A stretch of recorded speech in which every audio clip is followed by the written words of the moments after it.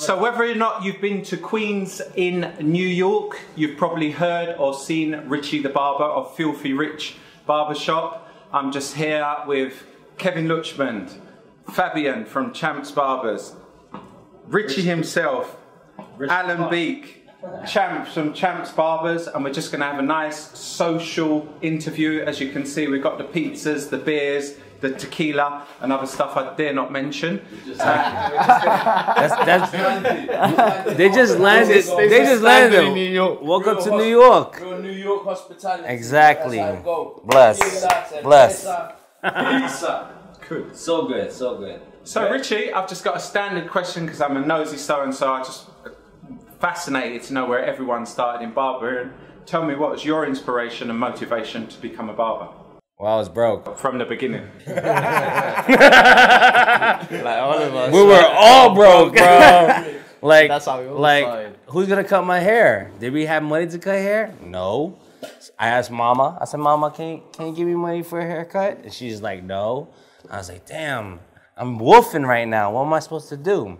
So luckily, I saved some money from the allowance because she actually did give me money, but it took a while to get that money, and I went to the barbershop. Homeboy hooked me up, gave me a nice tool around, skin fade, and a nice half moon because I was in deeply in love with hip hop. You know, Nas was my main thing of life, and hip hop was the places where I grew up. So of course, New York is where it started of hip hop, and so I told my mom like I'm gonna get this haircut. Is it okay? She's like, yeah, go ahead, enjoy yourself. And she just looked at me like, whoa, came out of nowhere with this little fresh haircut out of yourself. You must be something. You trying to be somebody. I was like, no, this is my lifestyle. This is the place you got me into, and this is where I'm growing up right now. I'm in the streets of New York. And then of course I wanted to budget myself. And luckily, my mom was a beautician in life, in the business that she started in, that I used to just like try to take her clippers and just try to like give myself a lineup. But the clipper was so bad, I told her, let's go to the nearest store and get myself a good Walt clipper. So I got a Walt clipper, put a tool around, and just try to copy the style that the homeboy did. You know, shout out to Miracle, my first barber, hooked me up. He's the guy who took me, I asked him, hey man, I want to be a barber. What school should I go to? So I went to Atlas Barber School out in the city, and it doesn't exist, sadly to say. But they actually guide me to get my license. But let me go way back before how I became a barber. And I was so advanced in barbering that I took it to another level into the school. So as me learning through self-taught haircuts, I went like pretty much look at the mirror, look at the guys in school, how did I become a good barber? So I gave myself a fade, a skin fade, I mastered that. I gave myself a taper, I mastered that. I gave myself a long haircut with scissor, mastered that. And then someone says in high school, says, hey man, who did your haircut? And I said, I did. They're like, nah. I said, yo, I'll do your haircut because of course, time was rough. I wanted to make some money. So I was like charging guys $5. And I'm like, hey man, can I get it? Just let me cut your hair for $5. So like, he's like, all right, I'll do it because I'm paying $15 down the block. I must pay a man who's $5 and give me a haircut. And I aced it. I killed it. I was so happy. I was like, yo, I gave this guy a blowout. You know what's a blowout look like? When the hair was just like Goku, you know Goku? Yeah, and I tapered his back, and then he was just like, yo, this is sick. And that was the trend during that time. So that was the haircut. Back in the days, the Asian homeboy Kenny in the background, he had this one all around and these long bangs. And I used to hate that shit. I hate this long bang. And then, means Freddy's. And then curtains. That's like acid house. Yeah. So and then they used to slick it back and color the hair, and I'm like, yo, I just want to chop this shit. I just go wank. I just want to. So I bought this portable clipper at Walls, It's called G Wiz. That's like an OG clipper, man. You should just check out, Google it. OG Wiz. It's this small. It comes with you have to have a AA battery. Put it in. And I used to ask people, yo, you want to shape up? I used to put it in a chain with a clipper. I used to walk around like, this is my jewel. Like, I'm not rocking. What I do. Yeah, this is what I do. So I used to like this, wink. You know, like, and then like, I'll do it for free. And that was my calling card. Yeah. So then people were like, yo, man, I like this kid, yo. Like, I want to get a haircut by him.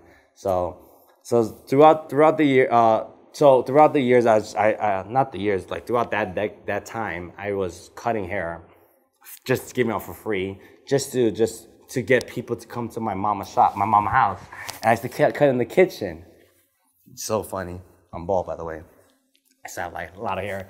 And my mom's like, yo, you got all these little kids coming to the room, like to our house. Like, this is our privacy.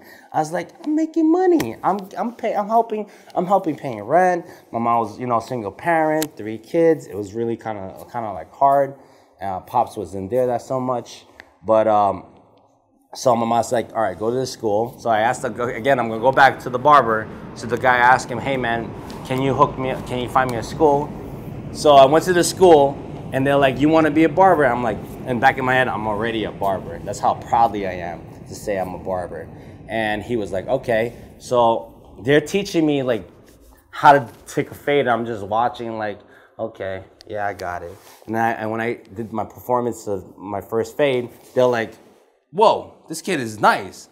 I was like, of course, I'm from the streets. I've been doing this for so long. I've been doing it for such a long time. And they were like, okay. Would you be interested in teaching the kids too? I was like, damn, I'm gonna be like a teacher now? I said, you better make sure my classes are cheaper and get me out of here quick because I want to work in the barbershop real fast.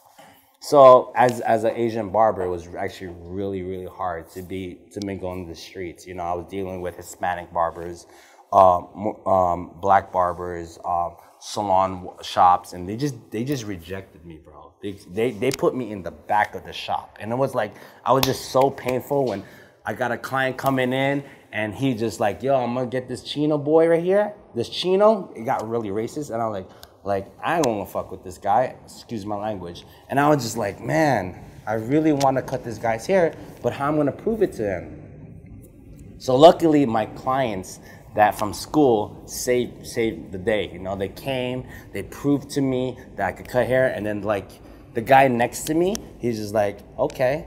So this kid back in the day, this guy next to me, I'm not gonna call out names, but he had a long line of clientele. And one day, I just like, this one last guy in the back of the chair couldn't wait. He was just like fidgeting. He was just like, I need a haircut now because you're taking fucking forever. So I was like, yo man, I got you. So I work in this barbershop for literally 1 week because of this incident that's gonna happen. I took him in, I cut his hair, guy was homeboy loved it. So the second guy in that chair liked it, and I worked so fast that I finished the haircut in 10 minutes. That guy finished the haircut in 30 minutes. I got into speed so fast. I became a speed barber. So I was knocking his clientele. He got so mad at me that he threw the clipper at me like it was Scorpion and pulled it right back. And I was like, this fucking guy just fucking trying to like hit me. I talked to the owner. I was like, man, I think I'm done. I'm done in this barbershop. There's so much race in here. I'm Asian barber. You don't fuck with me. And I was just like, I'm done. So I went to a salon. Lucky the salon picked me up. My culture salon, my people salon. They picked me up and they said, yes, you could work with me. And then they were like, okay, we'll just take you. How much you charge haircut? Like his haircut they're charging like $12. I said $8 because I just want to bring clientele in. $8 was the cheapest during my time, but I just did it. So I had the whole shop packed because of my cheap ass price. But I got it going. Like I really got the business going. And then I said I got the money now to open my own shop. Like from $8 to $12, and now I'm charging like over $50. So like it took me a long time. Within 10 years, I saw my life change. Yes, And that was like, I was proud to do what I did. You know, I was proud of where I got where I stand. You know, hard work, hard dedication, and prove yourself that thank you to social media changed the world. You finally saw something that's actually, it's happening. Like, you didn't know the person behind it. You guys don't even know me. But now you're getting to know me now as we speak. Like, it's just like, I went from A to where I wanted to be now, you know? But let's go back to the story now. So I opened my shop called Filthy Rich. Lucky. So the nickname came out of nowhere. Filthy Rich was one of these days that how we were just chilling, eating pizza, drinking beer, and one of the homeboys from Seattle said, I heard it's a slang. Filthy was a slang, but Rich was my name. The haircuts I gave him was just like, yo, Rich, your cuts is so filthy. It's so filthy rich. And I'm like, I fuck with that. I think that's my name right there. It has a nice ring. And my mom's like, you're gonna put Filthy Rich as a shop name in early 2000? I'm like, why not? Let's just get reckless. Like, let's see what the world will see. And she's like, all right, you're my son. Do what you gotta do. So I saved the money, got the license, opened the shop, and I was by myself for 4 years. Nobody want to work with me. Back in the days, I had nobody I asked mad barbers to come work with me, but nobody did. So I said, somehow I afford this $2,000 shop by myself. I was making during that time, charging still $8, but I increased it to $12 after the second year because I didn't know how to change my price until someone believes in me more. So after $12, I started popping off, you know, and I started creating designs in 2005. Designs were happening in the early 90s, and it stopped. It got very quiet, if you remember, you know. So in 2005, the designs started popping. So I started just freestyling, and kids from junior high school to elementary school, I just became this kid who just did freestyle designs. I was doing like, if you search in my back of my shop, I got this New York State, this New York background picture back there. So someone told me, it says, yo, get into MySpace. So I got into MySpace. MySpace was a very old internet social media style. So I got into that, and that was actually like, all right, fuck it. I'm gonna post my picture, put my background, and just say Rich the Barber made it from Filthy Rich from New York. And it got so viral during that time, everybody started copying me. And it was kind of crazy. But I didn't like go crazy about it. I was just pretty happy that I'm trending something that was awesome during that time. And then the Soul magazine, I was a sneaker collector. So 2006, the Dunks were popping in during that time.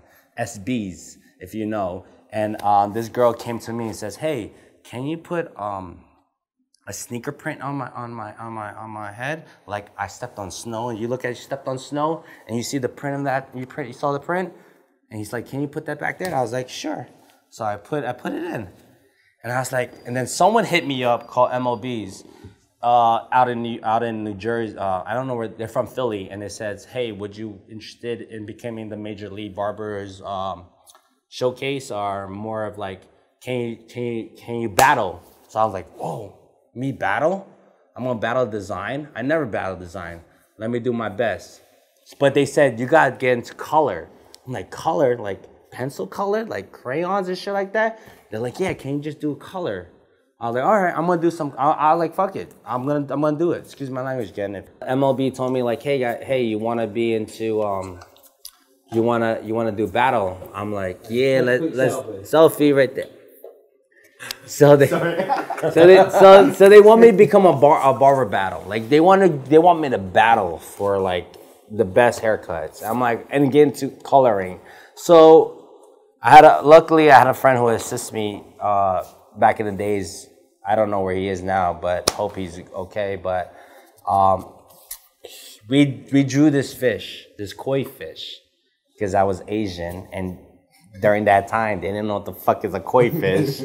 And you know a koi fish, guys, do you? Of course. Now because tattoos are in the game now, and you know it's off of luck. You know, like I want to make sure that I'm gonna win this off of luck. So I drew this beautiful koi fish, and with the coloring, and it just looked lavish, nice. And this is in 2005. Oh no, 2007. So I got into it, and I was dealing. They put me on. They put my work on stage, and they didn't know how to react to this guy.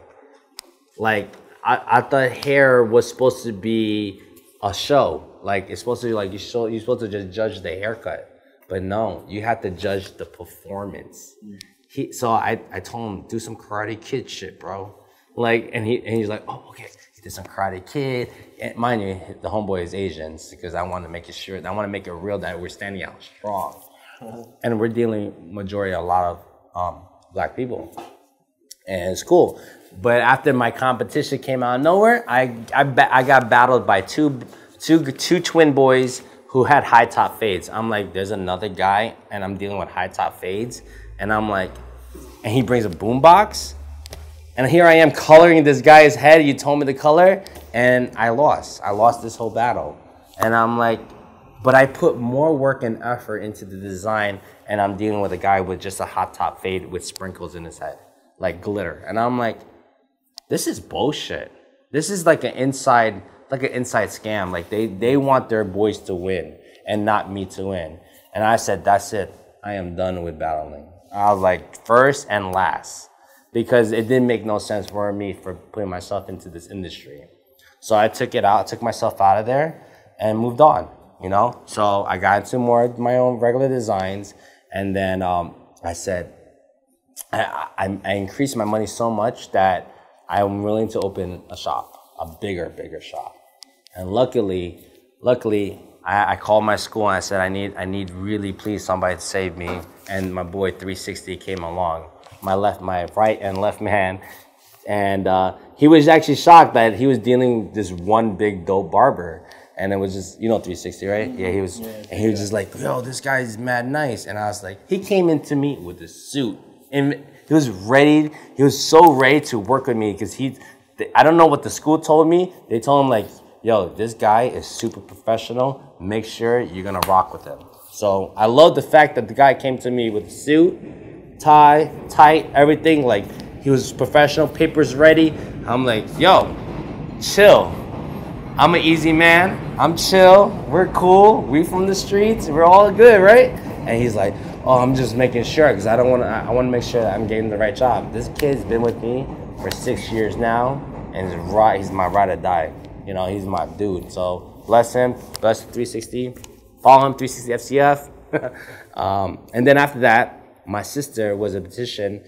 She was working in the top salons in the city. She just like, I'm tired of women's hair. They're always long. They're curly, just like nothing changed. She's just like, she saw the way my money was making. She's like, this process is so fast. You're done in 10 minutes. Here I am dealing with a girl for like 2 hours and getting paid the money that you kind of getting paid in 10 minutes. So she got into barbering with me, and now she's like, she actually learned by watching us, and I guess it runs in the family from myself. She was a quick learner, and boom, she popped off. And then 5 other guys came out of nowhere. And I'm pretty much blessed and happy that the shop is popping. Thank God. I'm happy for the New York Times that made a great story about me, that this interesting barber getting clients from all over the world. Why so? I don't know so. Thank you to Instagram, thank you to MySpace. And I'm like, I guess I'm that dude in New York that's kind of pretty much interesting and making noise in that neighborhood. So I don't know how you guys find me. How'd you guys find me? Interest. Very, man. Interest, right?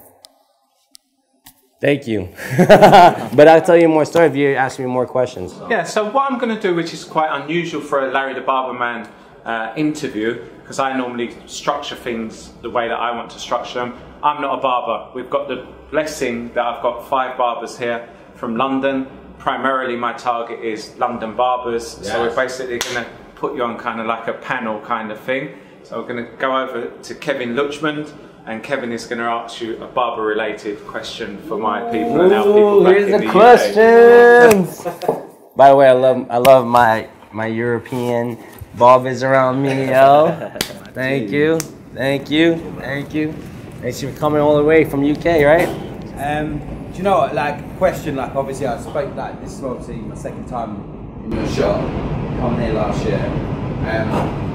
Question that I do want to ask you is, how do you find, in regards to what we're doing in UK, and I know this is probably a question that obviously like the other guys are going to ask you, what would you say is the main difference between what we're doing in UK or in Europe compared to obviously what you guys do Good here question. in America? That's a good question. Considering obviously when I came last year, you know, we had the whole discussions about the bangs, the fringe, that, I mean, would you say? No, we call that the Euro cut. You know, it's actually, it's been out from the Puerto Ricans, the Dominicans, all the Hispanics were giving the 4 all around, 5 all around, and flat down, and the box hit. You know what I'm talking about? When everything's forward and it's flat. But you guys created the hair to fringe out and just let it loose. You know, the front bangs and texturing. You made the texturing happen, and then you skin fade. You didn't have skin fade during the days, but skin fade started developing stronger as you guys grow, and it got tighter. And then that sharp line was like a hit. So you guys created that style, but it was a New York thing too, because of course New York, European lifestyle was always, with the fashion industry, was always going crisscross with each other. You know, you see in the Elle magazine, and I followed a lot of the hairstyling and lifestyle, but I was always trying to figure out how we can compare it with the barber and tighten up, cleaner way. Back in the days, there was no skin fades, you know, in your side. But you guys had a lot of style. You had a lot of fringy, like a lot of mess, especially the Japanese style and the Asian style. So it kind of like merged right there. Then you got your East Coast swag of skin fades coming in. So when you say East Coast swag, what do you mean by in that sense? Well, because this is America, East Coast, West Coast. So what was the difference? What's the but difference okay, between East Coast and so West Coast in that sense? so East Coast, I could say there's no hate and there's no beef in this industry, but I say East Coast kind of brought the skin fades up, the hot top fades, the uptown fades, the skin fades, the uptown. You know, it was just so much fades that was happening because it was based off hip hop. You know, hip hop was the major key of our lifestyle now to these days of barbering. If you want to go old-fashioned barbers, if you go California, you go to the West Coast, they had the whole James Dean slick look, boxed out, the more of that suave look. You know, that was then you guys created the comb over. So if I'm going to the West Coast, you add the line and you part it and you skin it and you skin fade it, and then that became that style. And it was trending within the 5 years. For us, we actually had it, but we just didn't really know how to promote it. New Yorkers are the problems of what we are right now. We didn't know how to promote things. We're too busy like making money. You know, we didn't have social media. Like, I was the only guy trying to follow social media. That's why I think this is why I'm up here. This is why I'm in this panel with you guys. You know, it's like, if you go ask any barbers, do you know any New York barbers? I say, no, why? Because then I'm gonna look at you, these guys don't know how to like put it out there. Trend it. And I'm glad that I was the different guy to trend it, to put it out there and say, I exist, I'm in New York, this is where it happens. You know, I'm really happy. It's a little quiet in the East Coast, but then the Florida barbers came out, then the Texas barber, and then the people from Seattle and Chicago and Florida. In California, they all trended because they got the time. You guys got 2 hours for a haircut. Here we are, we're banging out haircuts for 5 minutes, 10 minutes. Do you think we have time to pull our phone and take pictures? No. Because there's a door right there, and we're trying to eat it. You guys got, how much is your rent back home? Back in wherever you are, $1,000. Here we're paying double or triple that. You know what I'm saying? You think we have time to take pictures? No. Okay. That's the New York in us. Okay, so on to Fabian now. What's your question? Fabian from Champs Barbers in London. So I've got a different type of question. Yeah, go ahead. Just swing it out. Just try to bang everything out. Bring it. Let's go. Clipper question. Clippers. Yeah. Love Clippers. What's your favorite trapper clipper? Depending on what type of hair. You gonna pay me money if I say some names? You gonna pay me some money? No. I grew up. So I got a clipper of an Andis. I'm a master, Andis master, because I tattooed in I went to Miami Ink. You ever watch that show? A little classic place. And You went to get that tattoo? I went. This is actually my first biggest tattoo. Was the biggest clipper. I was like, man, I mastered a job that I never had, and I want this clipper on me because this is the clipper that took me from the beginning. From the waltz, from my cheap $20 waltz to the $80 waltz. I don't know how much it cost during that time. To me, it was $100. But I took it. It was fucking heavy as fuck. Because that shit is heavy. That shit, but that shit made my right forearm bigger than my left arm because I didn't go to the gym that much, you know. And that was the clipper. So and this master was my favorite. But I got luck. Was it 2 years already? Is the cordless came into my life. The waltz, and it was so light. It was handled. I made my life easy. Magic, is that? Yeah, magic. No, it was the Sterling 4s.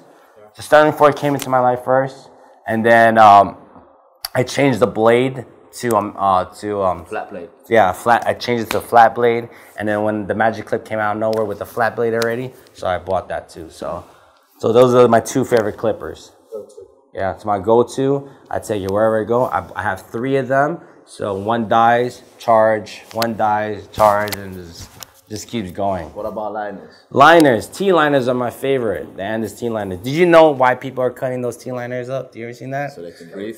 The skeleton, that's been over 10 years old. And you just noticed it probably a year ago. Yeah, more right? More yeah. or less, I've seen that in the Dominican barbershops, in the Puerto Rican bars, in the Colombian barbershop. Because the clippers always gets hot. Yeah, because so they can breathe. It's called a cheap thing. Because you can't afford another clipper because this clipper is gonna always cool down. Right? Because you don't want to buy another clipper. But you didn't realize it became fashionable. Right? Yeah. So that's why they kept it real. It was a quick thing. You know, if you ever go to like the Heights or anything, there's like 30 barbershop in one block. You ever seen that? Where is that? Like this in Washington Heights in New York City. There's like so many barbershops. You go to Corona right here, a couple blocks, there's like 12 barbershops in one block. And they're all busy. They're all busy and they're open at 12 at night. I need a shape up, right? They got kids to feed. They're coming from DR. They're making the American money and send the cash down to get a big house. You understand? You understand how the business works? Yeah. Yeah. So like that's the real hustles of New York, of New Yorkers. You know. Now on to Alan Beat from Ruger Barbers in Oldham. Mine's more of a cut question. Yeah. Okay, so we do. I can translate for you if you don't understand. Yeah, sorry. Right? These guys from London. I'm from Manchester. Manchester, it's my people too. So I have cuts I don't like doing. Either they take me too long, or we don't earn enough money, or because I enjoy doing them. Yes. Or the cuts that you enjoy doing. Yes. So if your client comes in, Don't have the money. You tell them like No. like Which one do you like to So what do you like to bang do? out quickly? Yeah. oh So favorite haircut. What's the cut that you like to do the Oh, most? favorite haircut is Whether it's challenging because it takes you time, or whether it's challenging Okay. because it. I'll give you the step. You know hair is thick and you know hair is thin. So if you're gonna go with a thick hair and he's asking for a skin fade, you're gonna be there longer. You're asking for a guy who has thin hair and he wants a skin fade, you know you can bang that easy. Right? So favorite yeah, right? It's true story. And then you know I know you guys hate the callet. You know that bullet in the head that goes this direction, that direction, and that direction, and you're trying to like put like pomade to like flatten it out, but his hair is still standing up, and you're just like, damn. But my favorite haircuts is taper, and scissor cut. You know, taper on the sides. I like old-fashioned gentleman's haircut. I think it works out for all my business clientele.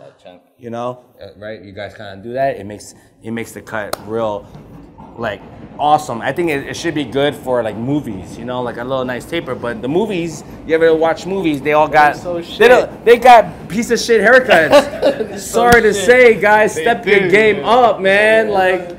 Put the movies out there and put us out there, you know? Like, get a real barber. Sorry to say, stop hiring hairstylists that they think they know barbering, but they don't know barbering, because we're in another level to ice out the cuts. And, you know, you want to make the person look flawless. That's you know, AKA filthy rich, sharp. You know what I'm saying?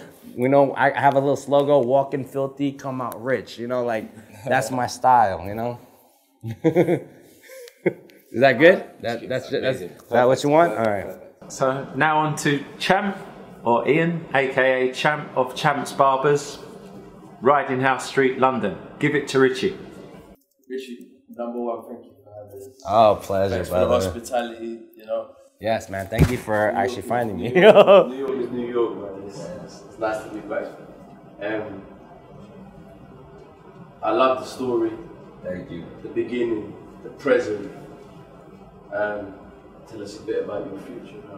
Future. No, so now I made it to this pole. You know, like, I don't think I made it to the top of the pole. I think the pole would just keep going. You know what Biggie says, sky's the limit, man. So I'm gonna keep rolling to the top until I fall. But I won't. I don't think I will, because I promise myself I won't fall. I promise myself that I'll give myself the best and make sure I give the person. You know, the best. The key is. You know, if Callie said, you know, the key is to make people smile. You know, they don't know that, but he doesn't say that. You just gotta. He's loyal. You know, you're the truth. You know what I'm saying? You know, like you gotta be humble of life. You know, if you're not humble, you're gonna be cocky. It's okay to be cocky. We're all cocky in certain ways, right? You think you're nice. Yeah, we're all fucking nice. You know, and that's good. Yeah, it's not the haircut. Honestly say, you think you're nice at haircut? Yes, you guys are nice. But you could brush your shoulders off of that. But you're nice because of who you are. People like you because of the individual of who you are. Like, if you're a funny guy and you're keeping it real, I'm gonna hang out with you. If you got the plugs, I'm gonna hang out with you. You're gonna take me out to clubs like I went to London with this kid. He took me out. And I was like, damn. Gave me shape up. Yo, we balling tonight, yo. I'm like, yo, because I love barbers, man, because we all got the same boat. We're on the same boat together. But my future, thank you to like the media that took me all around the world. Like, I went to Thailand to go visit a couple barbers out there. I cut in London. I cut in Japan and Colombia, like, and the DR for a wedding. You know, like, I do a lot of wedding stuff, so like I like to be in the videos doing awesome shape ups and stuff, and I'm like flossing myself. But they get to my high-end clientele that took me into a private jet and going around the world too. So that's a blessing, you know. I didn't know I was gonna take it to that. I thought I took it to the furthest to the top. I thought, like, I'm already there, but no, there's still more. The key is to if you want to get into this business and you're just a single barber by yourself, I recommend you to open shops or open product lines. Get into sales, get into the business. Believe in residual income. You know, don't tire yourself so much that you just gotta think smarter. You know, that's where you need to go. And this is where your life gonna keep going. My future goal is to open many shop as I can, or open more products if I could try to make products, you know.